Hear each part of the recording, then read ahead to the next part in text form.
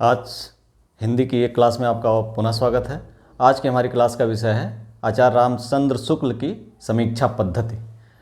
अक्सर हम देखते हैं कि भारतेंदु हरिश्चंद्र के बाद एक जो खड़ी बोली को एक दिशा देने का प्रयास उन्होंने किया है, लेकिन उनका मोह ब्रजभाषा की तरफ भी था। इसलिए खड़ी बोली को खड़ी बोली की तरफ तीर की तरह अग्रसर करने के लिए रामचंद्र शुक्ल का विशेष योगदान है। उनका जन्म 1882 में हुआ था। 4 अक्टूबर 1882 को मृत्यु जो है उनकी 2 फरवरी 1941 को हुई थी।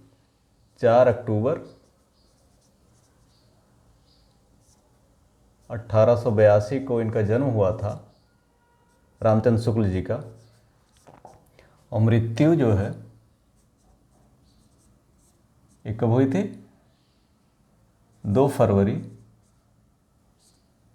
1941 को।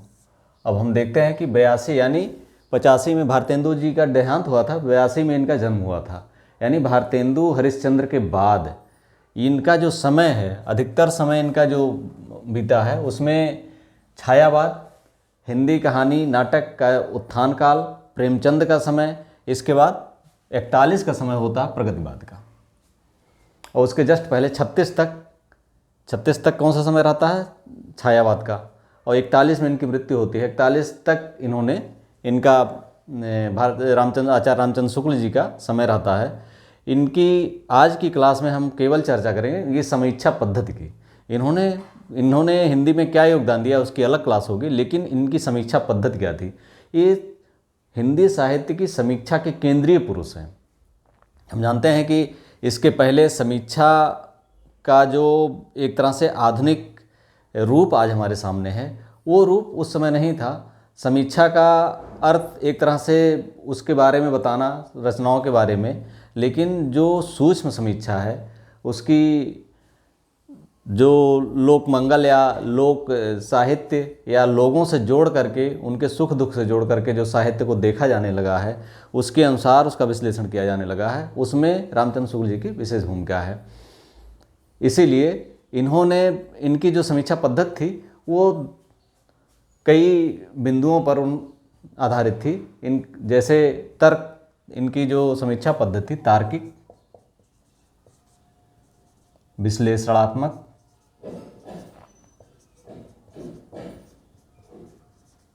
और निगमनात्मक।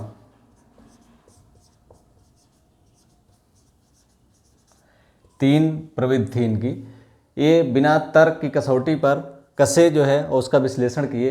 अगर आप इनके चिंतामणि के दोनों भाग के निबंध पढ़िए तो उसका अंदाज़ा आपको लग जाएगा कि ये किसी बिंदु को उठाते हैं, उसका किस स्तर पर विश्लेषण करते हैं और कैसे लोक हित से जोड़ करके उसको हमारे सामने रखते हैं। और इन पर जो सबसे बड़ा प्रभाव था समीक्षा पद्धति पर, जो साहित्य इतिहास के दार्शनिक हैं पश्चिम के, तेन के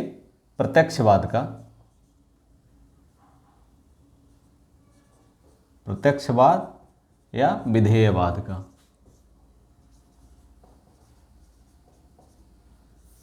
तेन के प्रत्यक्षवाद या विधेयवाद का, इसका जो मतलब है, प्रत्यक्षवाद का मतलब है कि किसी घटना या किसी साहित्यकार का जो विश्लेषण किया जाता है तेन के प्रत्यक्षवाद में, उसमें जाति,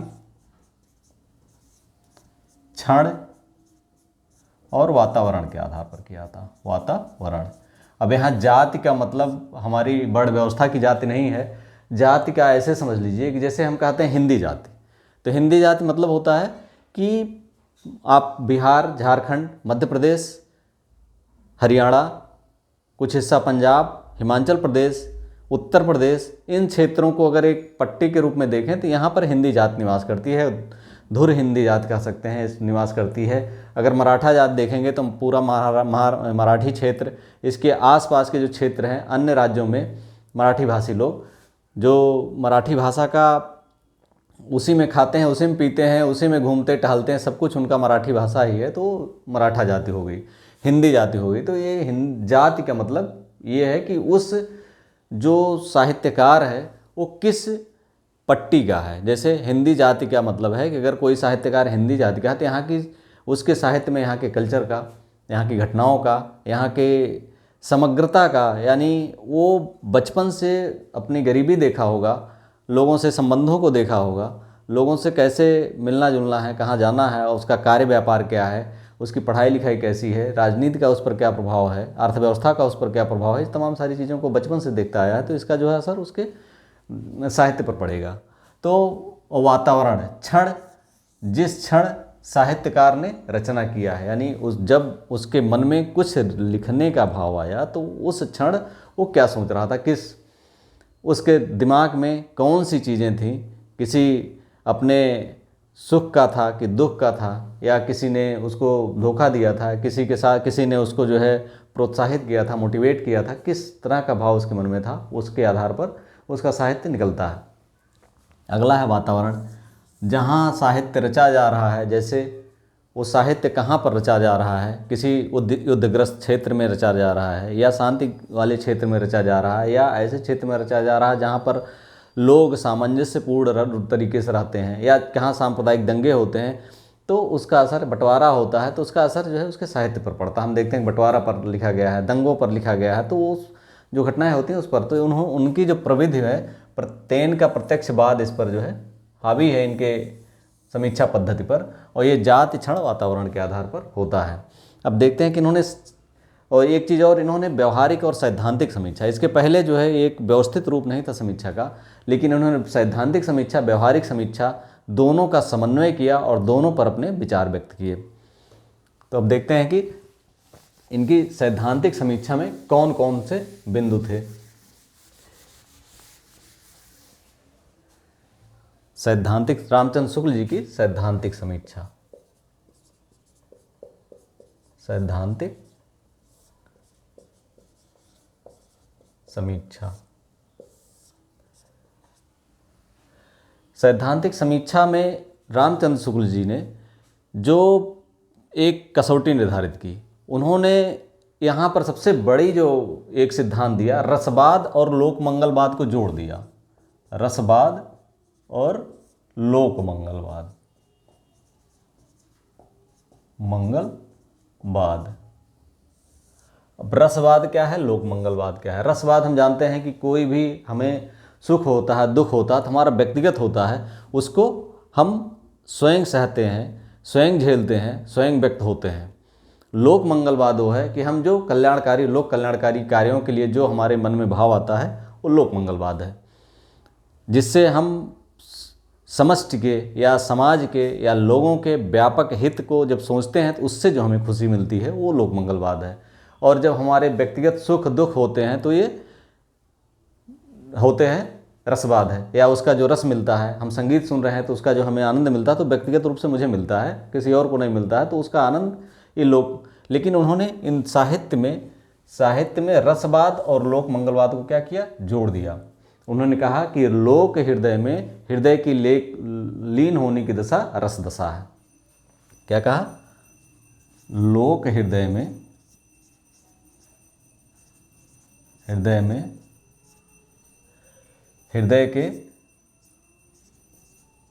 के लोक हृदय में हृदय के लीन होने की दशा,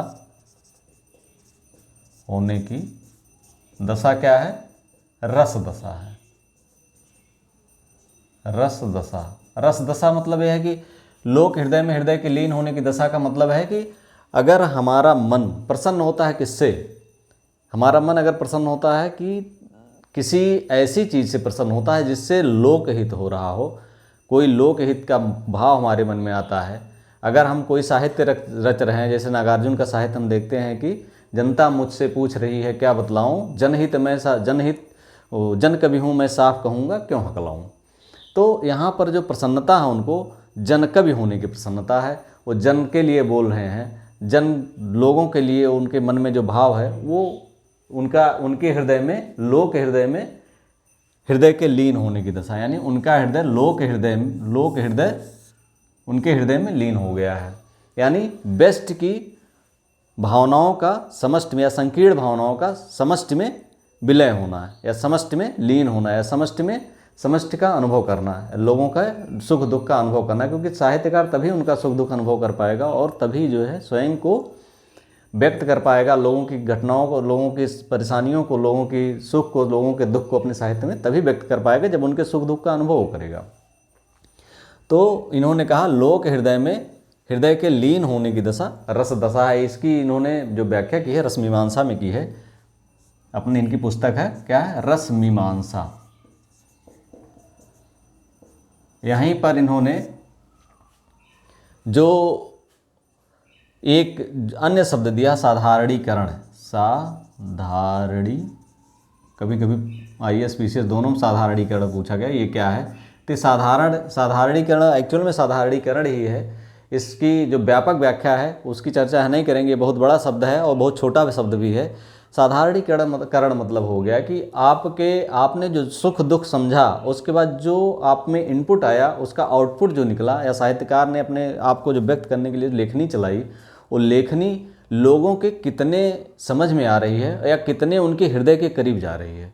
अगर वो आप लोगों के जो भावनाओं उन्होंने समझा, उस भावनाओं को उसी रूप में या इस रूप में उन्होंने दिया लोगों को अपने लेखनी के माध्यम से, जो वो अच्छी तरह समझ पा रहे हैं और हर व्यक्ति उस दर्द को समझ पा रहा है, तो वो साधारणीकरण है। अगर जिस मात्रा में समझता है उस मात्रा में साधारणीकरण है। अगर वो क्लिष्ट है, साहित्यकार का जो भाषा है, जो लिखने की शैली है, वो अगर थोड़ी सी टिपिकल है, लोगों के समझ में नहीं आ रही है या लोगों के हृदय तक वो नहीं अपने स्थान बना पा रही है, तो क्या है, वो साधारणीकरण की कोट में उतनी कम मात्रा में होगी, और जितने लोगों के हृदय के करीब होगी उतनी अधिक मात्रा में होगी। इसकी व्यापक व्याख्या जो है इस साधारणीकरण की और है, लेकिन इसको अभी सीधा सीधा अगर समझा जाए तो इन्होंने ये व्याख्या, इसको इसी तरह समझा जा सकता है।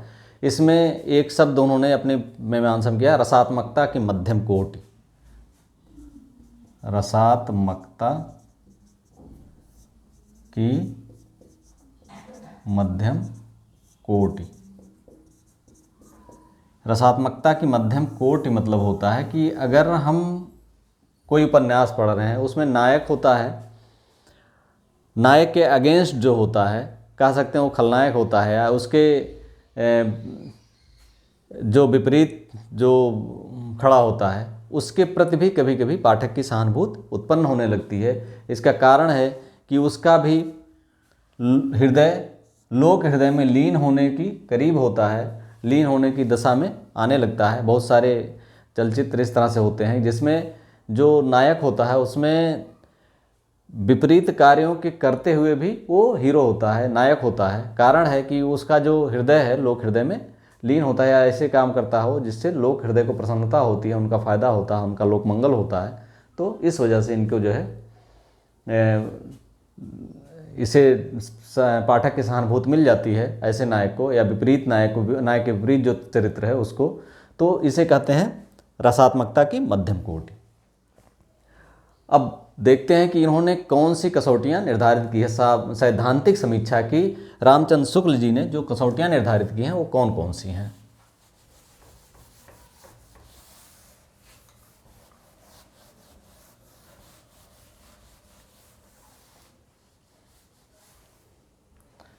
सैद्धांतिक समीक्षा की कसौटियाँ,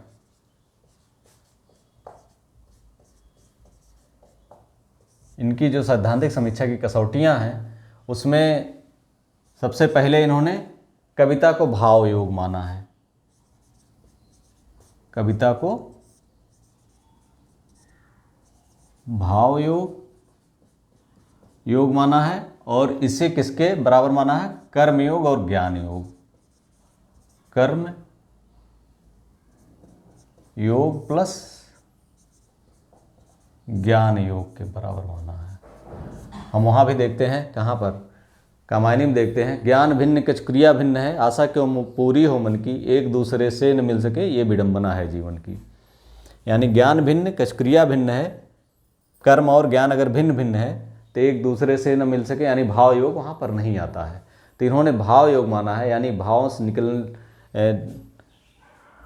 कवि के हृदय से निकले हुए भाव जो होते हैं वही काव्य है। और वो कब आता है, जब कर्म योग और ज्ञान योग, यानी आपके पास ज्ञान और कर्म जो सदकर्म है, लोगों के प्रति सोचने का नज़रिया आपका अच्छा है, और आपके ज्ञान की मात्रा पर्याप्त है, आप लोगों के बारे में जानते हैं, उनके मन को जानते हैं, उनके हृदय को जानते हैं, उनकी कार्य व्यापार को जानते हैं, उनके सुख दुख को जानते हैं, तभी आप जो है इन दोनों का जब मिलन होगा तो भावयोग के रूप में, वो कविता के रूप में निकलेगा। और इसीलिए उन्होंने भावयोग को कर्मयोग और कविता को भावयोग माना है और कर्मयोग और ज्ञान योग के समकक्ष माना है। अगला है दूसरी जो इन्होंने की है कि साहित्य जो होता है, साहित्य व्यष्टि की भावनाओं का या संकीर्ण भावनाओं का यानी व्यक्तिगत हित का जब लोक हित में समायोजन होता है, व्यक्ति संकीर्ण हित समष्टि की भावनाओं में परिवर्तित होता है तो वहाँ साहित्य आता है। यानी साहित्य जो होता है, साहित्य संकीर्ण की भावनाओं का या संकीर्ण भावनाओं का समष्टि की भावनाओं में लीन होता है, तभी ये होता है। तब पृथकत्व की अनुभूति नहीं रहती, व्यक्ति अकेला नहीं रहता है, क्योंकि उसे लोकहित या पूरा समाज का हित दिखता है। अपने सोचने में पूरा समाज उसको अपना लगता है, क्योंकि जब संकीर्ण हित यानी व्यक्तिगत या स्वार्थ छोड़ करके आदमी लोगों के हित के बारे में, समष्टि के हित के बारे में सोचना है, तो यहाँ उनका साहित्यकार जो होता है, साहित्य होता तभी निस्तृत होता है जब संकीर्ण की भावनाओं का समष्टि की भावनाओं में लीन हो जाता। संकीर्ण भावनाएं समष्टि भावनाओं में, समष्टि और में समष्टि व्यष्टि में विलीन हो जाता है। अगला उन्होंने जो तीसरा माना है, जो काव्य के लिए उन्होंने बिंबों को अत्यधिक महत्व दिया है। बिंब जानते होंगे, बिंब को अत्यधिक महत्व दिया। बिंब को अत्यधिक महत्व देने का तात्पर्य है कि जब काव्य लिखा जाता है तो वहाँ पर बिंब निर्माण अवश्य होना चाहिए। बिंब मतलब अगर हम कुछ पढ़ रहे हैं तो उसका चित्र हमारे मन में आना चाहिए। अगर वो चित्र हमारे मन में नहीं बन रहा है, अंतर मन में नहीं बन रहा है, तो उस काव्य का प्रयोजन सिद्ध नहीं होता है। तो उन्होंने इसे बहुत ही महत्वपूर्ण माना है काव्य के लिए, कविता के लिए। जैसे अगर हम इसको उदाहरण के रूप में देखें, जयशंकर प्रसाद की एक कविता है कामायनी की, उधर गरजती सिंधु लहरियाँ कुटिल काल के जालों सी, चली आ रही फेन उगलती फन फैलाए ब्यालों सी। अब यहाँ पर समुद्र के लहरों का इतना बिंबात्मक वर्णन है कि हमारे सामने उसकी लहरें, विकराल लहरें सामने आ जाती हैं। तो ऐसे बिंबों का निर्माण जब काव्य में होता है तो काव्य उतना ही उत्कृष्ट बनता है। और तीसरा जो है, इन्होंने प्रबंध काव्य को ज़्यादा उपयुक्त माना है। प्रबंध काव्य को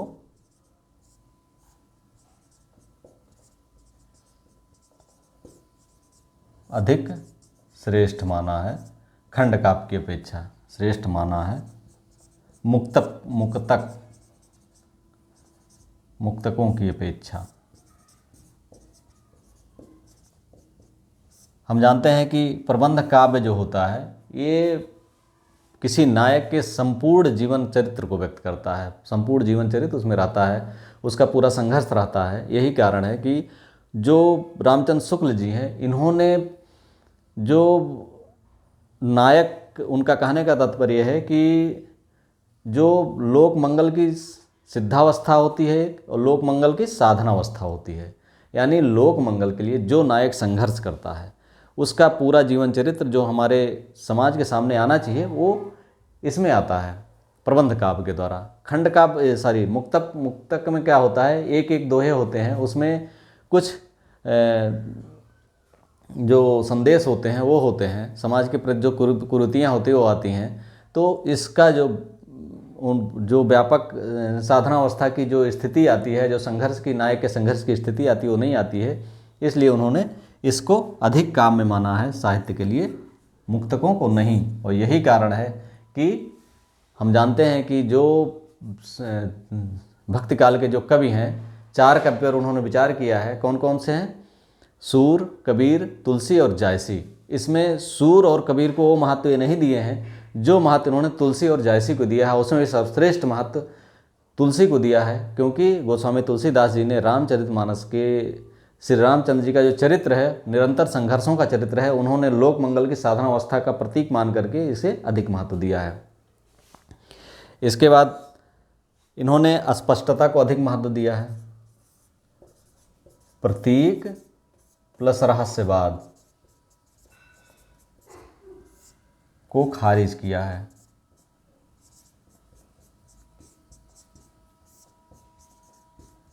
और किसे महत्व दिया? स्पष्टता को अधिक महत्व दिया।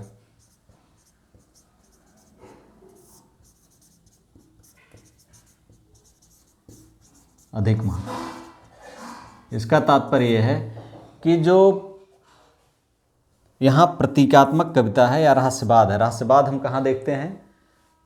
जब सीधे अर्थ नहीं निकलता है काव्य से, किसी लाइन से, तो वहाँ पर रहस्यात्मकता की अनुभूति होती है। और ये ऐसा हमारे छायावादी कवियों में है। छायावादी काव्य जो है इसी तरह का प्रतीक है, इसीलिए वो इनकी आलोचना का शिकार हुआ। आचार्य रामचंद्र शुक्ल जी की आलोचना का शिकार छायावाद, पूरा छायावाद हुआ इसके लिए इनकी आलोचना भी की जाती है। और इन्होंने काव्य में अस्पष्टता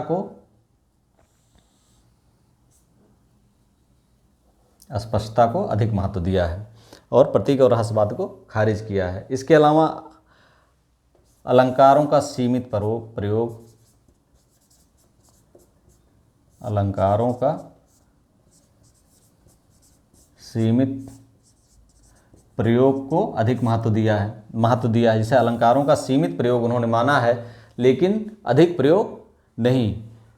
उन्होंने जो अति अलंकार प्रियता सूरदास की है उस पर इन्होंने कमेंट किया है, उसको इन्होंने श्रेयस्कर नहीं माना है।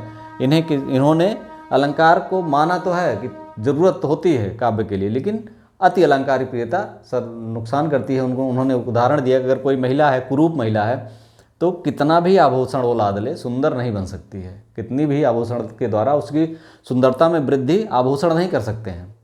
लेकिन अगर सामान्य आभूषण हो, सामान्य महिला हो, थोड़े बहुत आभूषण उसकी सुंदरता में वृद्धि कर सकते हैं। तो ऐसे ही काव्य होता है। काव्य में अलंकार जो उसकी अगर अच्छा काव्य है तो उसके सौंदर्य में, उसके रसात्मकता में वृद्धि कर सकते हैं, लेकिन उसे सुंदर केवल अलंकार नहीं बना सकते हैं।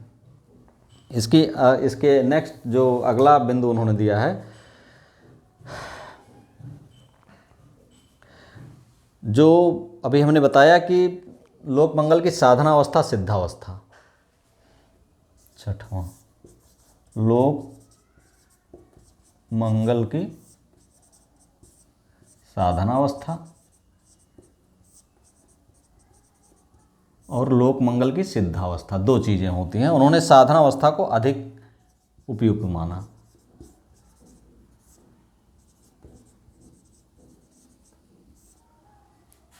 और लोक मंगल की सिद्धावस्था को अब यहाँ देख लेते हैं, साधनावस्था क्या है, सिद्धावस्था क्या है। अगर हम साधनावस्था की बात करते हैं तो रामचरितमानस का हमने उदाहरण बताया। साधनावस्था मतलब रामचंद्र जी बचपन से ही संघर्ष करते हुए उन्होंने जीवन पूरा व्यतीत किया। सिद्धावस्था वो है जब व्यक्ति के पास सब कुछ होता है, वो आराम से रहता है और संघर्ष की बजाय वो बहुत ही आनंदपूर्वक और बहुत ही उल्लासमय जीवन जीता है। जैसे वहाँ रामचंद्र जी संघर्ष करते हुए सीता को छुड़ाते हैं, इसके अलावा वो इसके बहाने संपूर्ण संसार को राक्षसों से मुक्त करते हैं या बुराइयों से मुक्त करते हैं। यहाँ पर दूसरा जो अगर हम सूरदास को देखें तो वहाँ पर उन्होंने कृष्ण का जो वर्णन किया है, तो वहाँ पर कृष्ण लीलाओं के द्वारा इनका जो अधिकतर साहित्य है वो वात्सल्य और श्रृंगार से भरा हुआ है। और यहाँ पर सारी जो वो बुराइयों का नष्ट भी करते हैं, या जो उनके द्वारा जो इस तरह से किया भी जाता है, संघर्ष किया जाता है, तो वो संघर्ष नहीं बल्कि उनकी लीलाओं के अंतर्गत किया जाता है। और वो वर्णन जो करते हैं, उनका जो जीवन है वो बहुत ही उल्लासमय जीवन होता है। और आचार्य रामचंद्र शुक्ल जी का मानना है कि लोगों को प्रेरित करने के लिए एक संघर्षपूर्ण जीवन, एक संघर्षपूर्ण नायक की जरूरत होती है, ना कि एक उल्लासमय जीवन जीने वाले जिसके पास सारी सुविधाएं हैं उसकी। इसीलिए उन्होंने इसे अधिक उपयुक्त माना। साधनावस्था को उन्होंने लोक मंगल की साधनावस्था को अधिक उपयुक्त माना है। इसके अलावा उन्होंने गद्य को अधिक महत्व दिया है। उन्होंने कहा है कि काव्य गद्य को अधिक महत्व दिया है। 7वां का देखें, गद्य को अधिक महत्व दिया है। कहने का तात्पर्य है कि उन्होंने गद्य के द्वारा हम साहित्य की अधिक सेवा कर सकते हैं। उन्होंने कहा कवियों की कसौटी गद्य है और गद्य की कसौटी निबंध है। निबंध में भी उन्होंने विचारात्मक निबंधों को अधिक महत्व दिया है। गद्य की कसौटी, उन्होंने कवियों को गद्य की कसौटी माना है और गद्य की कसौटी क्या है? निबंध है। यानी गद्य में सबसे जो चुनौतीपूर्ण कार्य, कवियों के लिए सबसे चुनौतीपूर्ण कार्य है गद्य लिखना, और गद्य के लिए सबसे चुनौतीपूर्ण कार्य है, गद्य लेखकों के लिए सबसे बड़ी चुनौतीपूर्ण कार्य है एक निबंध लिखना, क्योंकि वहाँ पर आपको अपने वैचारिकता को, अपने मनोभावों को बहुत ही बेहतर और संतुलित और व्यवस्थित तरीके से व्यक्त करना होता है। वहाँ पर कोई कहानी नहीं होती है, वहाँ पर कोई नाटक नहीं होता है जो हम एक दिशा की तरफ आपको प्रेरित करता है, वो चीज़ें नहीं होती हैं। यहाँ पर आपको अंतर्मन से ही कुछ न कुछ अतिरिक्त लिखना होता है। तो इसीलिए उन्होंने कवियों को गद्य की कसौटी माना है, कवियों की कसौटी गद्य माना और गद्य की कसौटी निबंध, और निबंधों में विचारात्मक निबंधों को उन्होंने श्रेष्ठ कहा है। अगर इस तरह हम देखते हैं कि उन्होंने इनके जो महत्वपूर्ण सैद्धांतिक समीक्षा की कसौटियाँ हैं यहाँ पर पूर्ण होती हैं। अब हम देखते हैं उनकी व्यवहारिक समीक्षा क्या है। व्यवहारिक समीक्षा,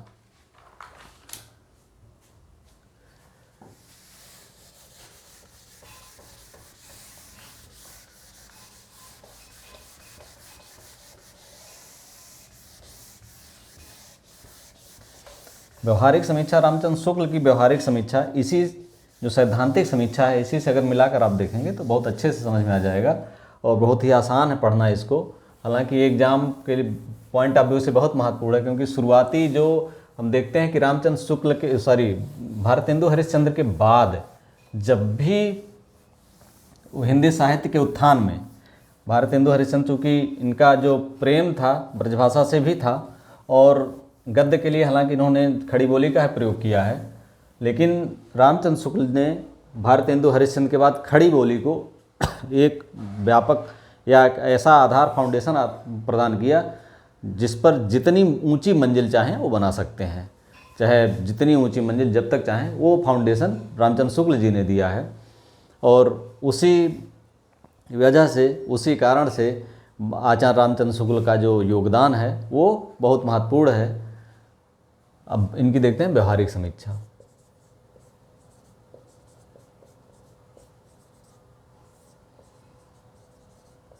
इनकी जो व्यवहारिक समीक्षा है कुछ ग्रंथों पर आधारित है, जिसमें जायसी ग्रंथावली, कौन कौन सी है? जायसी ग्रंथावली,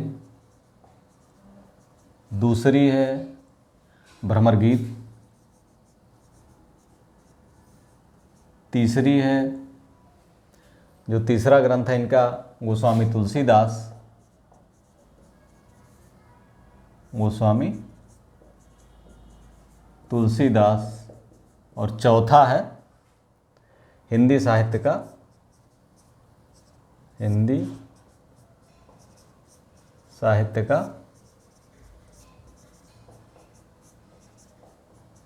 इतिहास। इनके जो निबंध हैं दो हैं, चिंतामणि भाग 1 भाग 2 में संग्रहित हैं अधिकतर निबंध इनके, और ये इनकी जो लेखन कार्य की जो चरम है, ये आप चिंतामणि भाग 1 और भाग 2, इसमें आपके सिलेबस में चिंतामणि भाग 1 के 2 निबंध भी हैं, इसको आप देख लीजिएगा। कविता क्या है? श्रद्धा और भक्ति। हिंदी साहित्य का इतिहास है 3। इन ग्रंथों के आधार पर इन्होंने व्यवहारिक समीक्षा का इनके विश्लेषण किया जाता है। जो पहला बिंदु, अगर इन्होंने जो इनकी समीक्षा की जो व्यवहारिक कसौटियाँ हैं, व्यवहारिक समीक्षा की जो कसौटियाँ हैं, उनमें इन्होंने सबसे पहले किया है कि जो सिद्धनाथ साहित्य है, सिद्धनाथ साहित्य को, सिद्धनाथ साहित्य को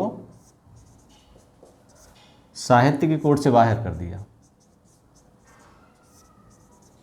की श्रेणी से बाहर कर दिया। इसको इन्होंने सांप्रदायिक माना, सांप्रदायिक माना है। सिद्धनाथ साहित्य को, चूँकि ये तेन के प्रत्यक्षवाद से ज़्यादा प्रभावित थे और इन्होंने वातावरण, क्षण और जाति के आधार पर कवियों का मूल्यांकन किया। जो परंपरा से आ रही है, नाथ परंपरा, सिद्ध परंपरा, इसको इन्होंने ध्यान नहीं दिया, और जो समाज पे क्या प्रभाव पड़ा इस पर ध्यान नहीं दिया। इन्होंने सांप्रदायिक कोट कह करके साहित्य की श्रेणी से साहित्य माना ही नहीं है सिद्धनाथ साहित्य को, इसे इन्होंने एकदम सिरे से खारिज कर दिया। विद्यापति की दो दूसरी अगर हम देखें तो विद्यापति हम जानते हैं, विद्यापति की पदावलियों को इन्होंने इसे भी अश्लील कह करके खारिज किया। इन्होंने कहा कि आध्यात्मिक रंग के चश्मे आजकल बहुत सस्ते हो गए हैं, यानी आध्यात्मिकता का रंग कहीं भी चढ़ाया जा सकता है, इस वजह से इन्होंने इसको खारिज किया। तीसरा जो इन्होंने है कि प्रत्यक्षवादी पद्धति, इन्होंने भक्ति आंदोलन पर जो इन्होंने व्यक्त किया। तेन का प्रत्यक्षवाद अभी हमने बताया कि इन पर हावी था। तो इन्होंने जाति, क्षण और वातावरण के आधार पर कवियों का मूल्यांकन किया। तो इन्होंने जो भक्ति आंदोलन था इसको इन्होंने, जो मुस्लिम आक्रमण हुआ, चूँकि उसी समय मुस्लिम आक्रमण के द्वारा मुस्लिम आक्रमण लगातार हुआ अकबर के समय में, उसके पहले सिकंदर लोदी के समय में, इसी समय भक्ति आंदोलन चरम पर था।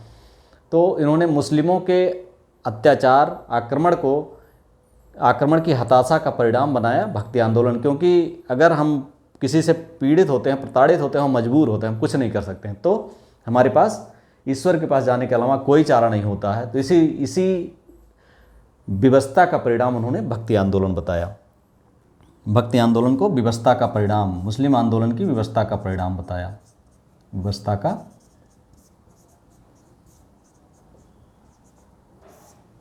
भक्ति आंदोलन को विवशता का परिणाम बताया। स्पष्ट है कि ये विवशता जो है भक्ति आंदोलन की जो परंपरा थी, ये महत्वपूर्ण, बहुत ही इम्पॉर्टेंट बिंदु है ये जो है कि भक्ति आंदोलन, इस पर बाद में हजारी प्रसाद द्विवेदी ने अपने कमेंट दिए, अभी हम आगे चर्चा करेंगे इसकी, कि क्यों जो है ये, इसको अन्य विद्वानों ने, अन्य साहित्यकारों ने क्यों नकार दिया।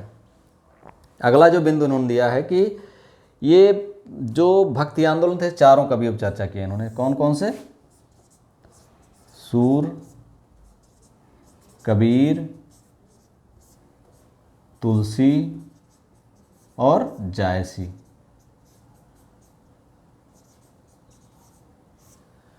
अब यहाँ पर पहला तो इन्होंने सूर और कबीर को, यहाँ पर इन्होंने मुक्तक लिखे हैं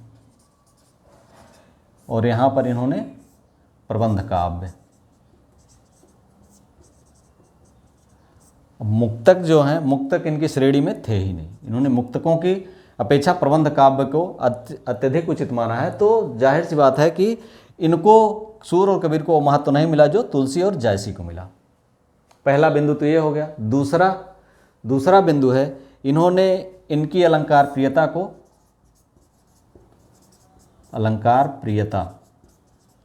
इन्होंने, अभी हमने बताया कि को खारिज की, अलंकार प्रियता इनकी नहीं अधिक थी, इसलिए सूर को उतना महत्व नहीं मिला जितना जो है तुलसी का मिला। चूँकि तुलसी के प्रेम को सबसे महत्वपूर्ण मानते हैं और जायसी के प्रेम को क्या करते हैं, विदेशी मानते हैं। जायसी के प्रेम को विदेशी मानते हैं, तुलसी के प्रेम को सबसे महत्वपूर्ण या कह सकते हैं प्रतीक मानते हैं। और दूसरा जो है इनकी अलंकार प्रियता, सूरदास की अलंकार प्रियता, इन्हें प्रिय, हमने बताया कि भाई कोई महिला जो है आभूषण लाद करके शुद्ध नहीं हो सकते, मतलब अधिक सुंदर नहीं हो सकती, क्योंकि वो वृद्धि कर सकते हैं, सौंदर्य नहीं उत्पन्न कर सकते हैं अलंकार, आभूषण। इसी वजह से इन्होंने इसे, सूरदास के काव्य को वो नहीं देख पाए। दूसरी, कबीर ने मुक्तक काव्य लिखा है और कबीर में जो महानता, इनकी सामाजिक जो भूमिका थी, सामाजिक इनका जो विद्रोह था, समाज के प्रति इनका जो उन्नयन की भावना थी कबीर की, वो, उस पर इन्होंने प्रश्न चिन्ह लगाया। इनकी भक्ति को, इनके रहस्यवाद को, कबीर के रहस्यवाद को विदेशी कहा और वो महानता नहीं देख पाए कबीर की, जो महानता बाद में आचार्य हजारी प्रसाद द्विवेदी देख सके। इस तरह से रीतकालीन कवियों में उन्होंने केशव दास की उक्ति वैचित्र और बिहारी के जीवन दृष्टि की आलोचना की है, लेकिन घनानंद की उन्होंने प्रशंसा की है। जो केशव दास हैं उनके उक्ति वैचित्र, और जो केशव दास के उक्ति वैचित्र और जीवन दृष्टि की और बिहारी के जीवन दृष्टि की उन्होंने आलोचना की, लेकिन जो घनानंदवाद के हैं, चूँकि उनमें भावनात्मकता अधिक थी, उनके भावात्मक, उनके काव्य में अधिक है, भावनात्मकता अधिक है, इसलिए उसकी प्रशंसा उन्होंने की है।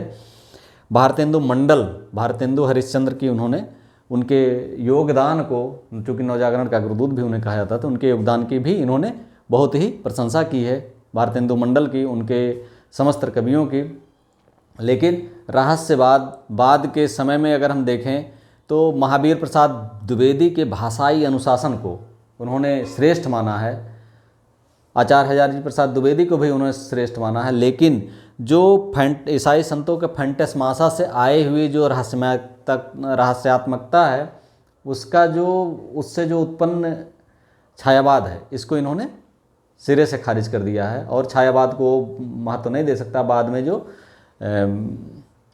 अन्य समीक्षाकारों ने इसको छायावाद को महत्वपूर्ण स्थान दिया है।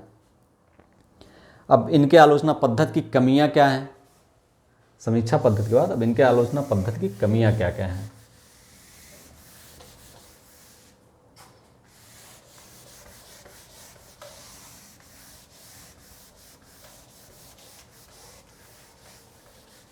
इनके समीक्षा पद्धति की कमियां, समीक्षा पद्धति की कमियां क्या क्या हैं?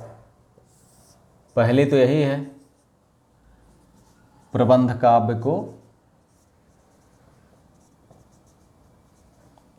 अधिक महत्व देने के कारण, प्रबंध काव्य को उन्होंने अधिक महत्व दिया, इसलिए मुक्तक काव्य को महत्व कम दिया और इसीलिए सूर और कबीर को इनके दृष्टि में वो महानता नहीं प्राप्त हो सकी जो जायसी और तुलसी को प्राप्त हो सकी है।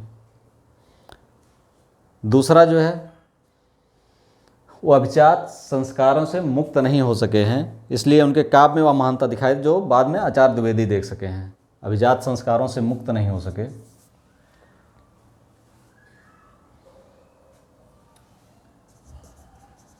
अभिजात संस्कारों से मुक्त नहीं हो सके,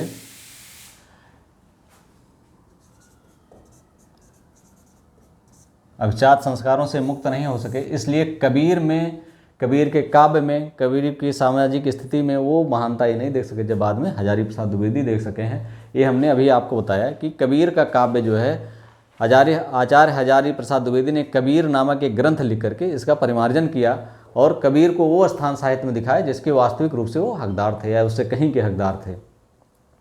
अगला है, उनका मर्यादावाद कई बिंदुओं पर आड़े आया और वो तटस्थ मूल्यांकन नहीं कर पाए। जिस तरह से उन्होंने तुलसी को लेकर के, गोस्वामी तुलसीदास को लेकर के जो अपनी आलोचना पद्धति चलाई, वो उस तरह से अन्य कवियों को वो लेकर के नहीं चल पाए। और दूसरी चीज़ है, प्रत्यक्षवादी विधेय पद्धति को ये अपनाते थे। प्रत्यक्षवादी या विधेय पद्धति को अपनाते थे। अभी हमने बताया इस पद्धति में क्या होता है, जाति,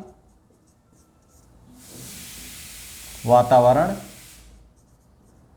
और क्षण के आधार पर, ये इसी वजह से जाति, वातावरण, क्षण के आधार पर करने के कारण ये भक्ति आंदोलन को इस्लामी आक्रमण की हताशा का परिणाम बताते हैं। जबकि आचार्य हजारी प्रसाद द्विवेदी ने बाद में यह स्पष्ट किया कि ये परंपरा भक्ति आंदोलन की पहले से चली आ रही थी। रामानुज की परंपरा, आचार्य रामानुज थे, रामानंद थे, इनकी परंपरा से आगे बढ़ करके उत्तर भारत में भक्ति आंदोलन अपना स्थान बना पाया। और अगर ये ना होते, अगर ये आक्रमण ना भी होता तो ये भक्ति आंदोलन 75% वैसे ही होता, इसमें कोई परिवर्तन नहीं होता। 25% हो सकता कुछ परिवर्तित होता, लेकिन 75% भक्ति आंदोलन ऐसे ही होता जैसे है।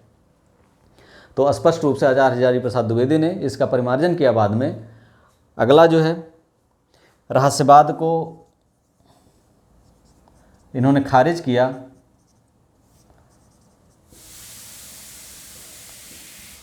रहस्यवाद को खारिज किया, इसलिए ये छायावाद को महत्व नहीं दे सके। छायावाद को महत्व नहीं दे सके, जबकि इनका रसवाद लोक हृदय में लीन होने की दशा जो है रस दशा है, और छायावाद इसकी पूरी कसौटी पर खरा उतरता है, क्योंकि लोक हृदय उसका रस दशा हृदय के, उन्होंने पूरे साहित्य, पूरे देश को, स्वतंत्रता आंदोलन को प्रतीक रूप से व्यक्त किया। चाहे कामायनी हो और चाहे राम की शक्ति पूजा हो, इस तरह के जो भी काव्य लिखे गए, इसमें पूरे देश की लोक कल्याण, उसकी स्वतंत्रता निहित थी और ये चीज़ें ये रामचंद्र शुक्ल जी नहीं देख सके और छायावाद के महत्व को उन्होंने खारिज कर दिया, उस आलोचना का शिकार बना। छायावाद बाद के कवियों ने अगर ना स्टेप लिया होता या ना ही अपनी समीक्षा पद्धति में इसको स्थान ना दिया होता तो छायावाद हो सकता है कि एक पृष्ठभूमि में चला जाता, एक युग के रूप में स्थापित ना होता। जबकि छायावाद ने हिंदी साहित्य की जो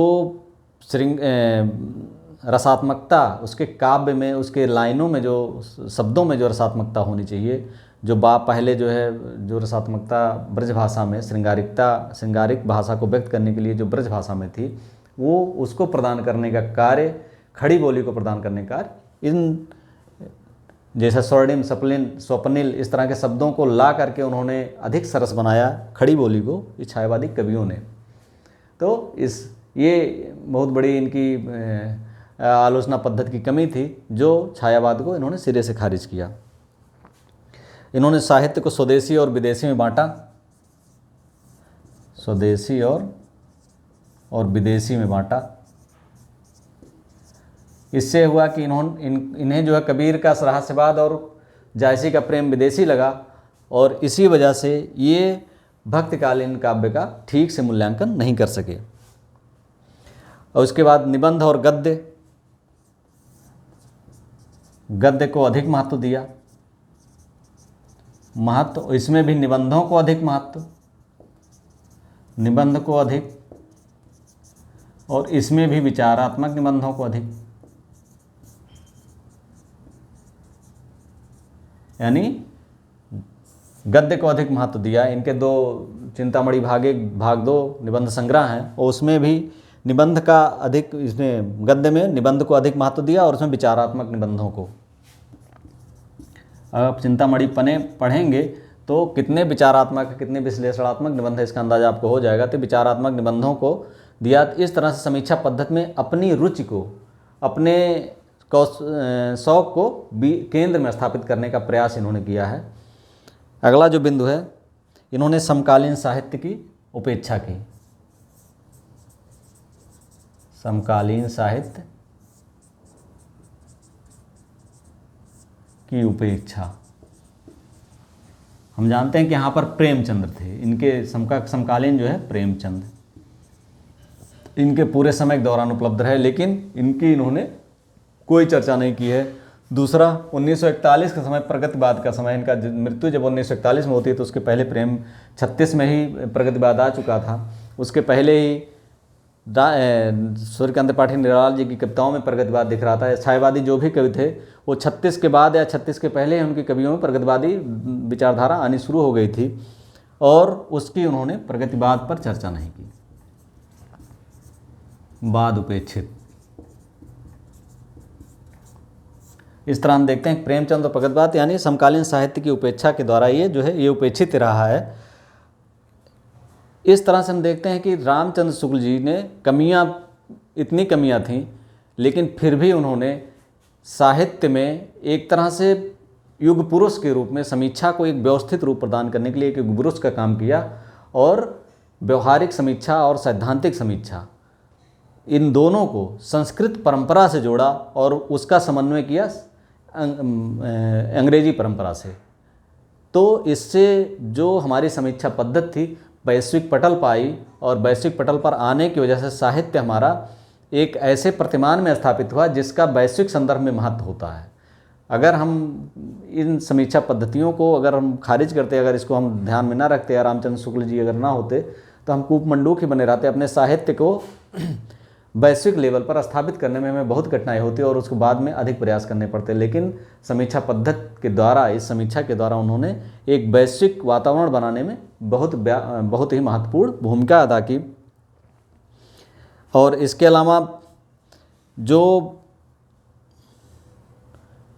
समीक्षा का जो एक पगडंडी से इन्होंने एक जो छिटपिट समीक्षा चल रही थी उस पगडंडी को इन्होंने राजमार्ग के रूप में परिवर्तित किया, जिस पर बाद के समीक्षाकारों डॉक्टर नगेंद्र हुए, रामविलास शर्मा हुए, ये समीक्षाकार बाद में सर पर दौड़ सके।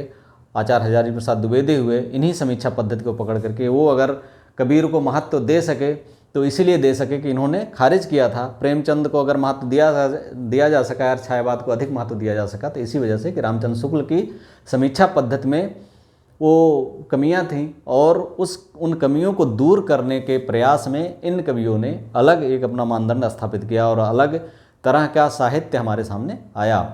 वीडियो अच्छा लगा हो तो लाइक, सब्सक्राइब एंड शेयर। अगर अभी तक आपने सब्सक्राइब ना किया तो हिंदी की और अच्छी और इम्पोर्टेंट वीडियो प्राप्त करने के लिए इसे सब्सक्राइब अवश्य करें। Thank you.